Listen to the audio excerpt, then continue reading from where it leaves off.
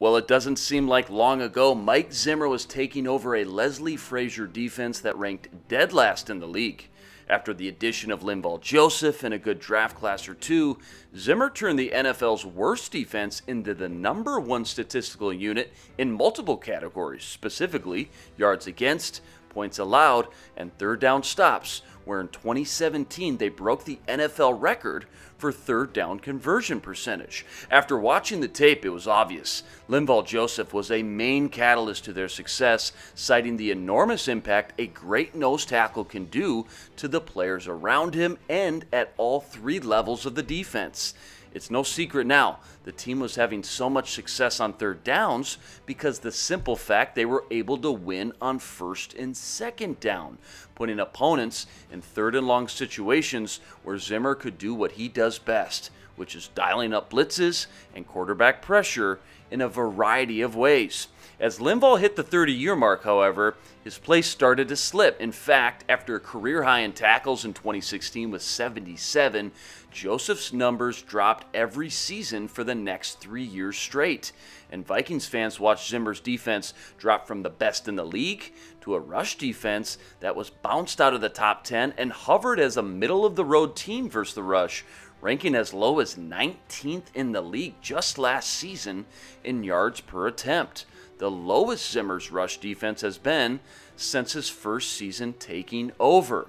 While the two-time Pro Bowler was at one time a huge difference maker, it was clear the coaching staff and front office was ready to hit the reset button at such a vital position, which is why they brought in former Baltimore Raven Michael Pierce, who offers a lot of the same strengths and qualities Joseph did in his prime, but at just 27 years old. In fact, in 2017, both Joseph and Pierce landed in PFF's top 5 nose tackles in the NFL.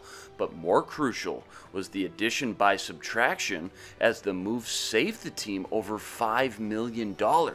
Critical in an offseason the front office found themselves behind the 8 ball and strapped for cash. Watching Pierce anchor the middle of a defense like a fire hydrant has been fun to watch on tape. While the undrafted nose tackle out of the small school of Samford has never gotten much national attention, it should be noted Pierce was one of the top 5 at his position according to PFF 2 years in a row. In 2018 specifically, Pierce was the second best nose tackle in the entire NFL according to PFF, behind only Damon Harrison. Pierce lined up next to Brandon Williams for most of his time at Baltimore and formed one of the best run-stopping duos in the league. However, when the Ravens jumped on the opportunity to acquire both Calais Campbell and Michael Brockers this offseason, the writing quickly became written on the wall for Pierce's inevitable trip to free agency.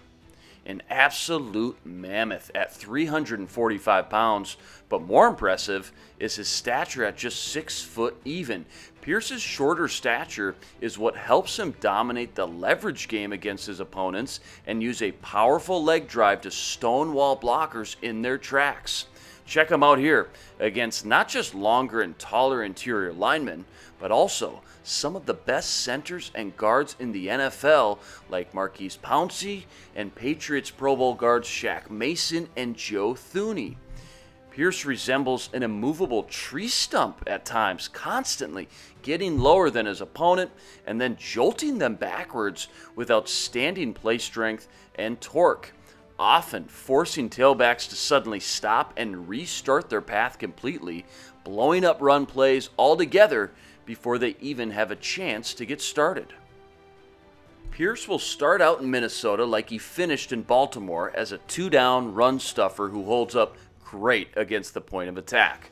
But working under defensive line coach Andre Patterson could unlock his pass rushing skills, which were rarely tapped into as a Raven, but did flash a tenacious bull rush when asked to penetrate into the backfield on passing downs. Early on, though, as a run defender, Pierce, with this power and strength that you see, moves well for such a big man laterally and diagnoses plays like tosses, 3-step drops, and screens before they develop.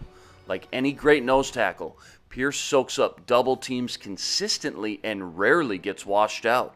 This is great news for Vikings linebackers who will find themselves shooting through running lanes in gaps they haven't seen since Joseph was in his prime. Guys like Eric Kendricks and Anthony Barr could quietly become the biggest winners of the signing, as working behind Pierce should get both players and fans excited, as the team's leading tackler could take his game to another level of production with a quick-footed, momentum-stopping nose tackle chewing up blockers in front of him. While every coach has their own tendencies, Mike Zimmer relies heavily on creating those third and long passing situations so he can do what he does best: dial up crafty looks, disguises, and pressure in a plethora and variety of ways. None of that is possible, however, without winning on early downs and stopping the run, which will always come first. And after 3 surgeries in just 2 years, and at 32 years old, it's clear Linval Joseph just wasn't the same player he once was, lacking the explosiveness and power he once had. While replacing him might be easier said than done, Michael Pierce might be one of the top 5 strongest players in the entire league and has shown off incredible run-stopping skills in the thick of a heavy Raven rotation of linemen. Ranking as the second best run-stopping nose tackle in the NFL, according to PFF, not to mention the good chance Coach Patterson finds a way to unlock or at least improve his pass rushing prowess after helping him hone his hand technique. For now, however, and early on in his new Viking career, upgrading the nose tackle position while saving nearly $6 million in the process was a big win for this front office, and allows other young rotational players that have shown great flashes to get after the passer and continue rotating in on third downs. I specifically loved what I saw from Armon Watts and Hercules Mataafa when they could pin their ears back and generate interior pressure.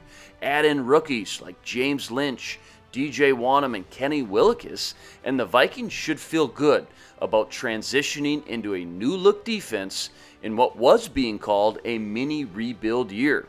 Without the digression or step back many teams often take in the process, after signing of Pierce and a draft class with a modern-day record and league most 15 draft picks, it's clear, under Zimmer, the Vikings will once again stay highly competitive despite the turnaround their roster has seen, especially when you look at the additions, or lack thereof, and draft classes the rest of the NFC North scrounged together. Despite the Packers coming just 1 game away from the Super Bowl, this division feels more wide open and there for the taking than ever before. For Zone Coverage, I'm Luke Inman, signing out.